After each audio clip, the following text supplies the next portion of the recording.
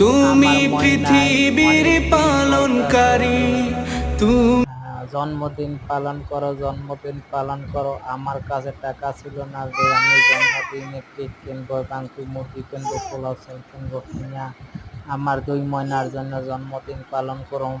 কিন্তু অনেকদিন আমি সমস্যায় ছিলাম। তবে এখন আল্লাহ পাকের উসিলায় আমি এখন আলহামদুলিল্লাহ খুব ভালো। এখন কিছুদিন হয় আমার 2 ময়না বলতেছে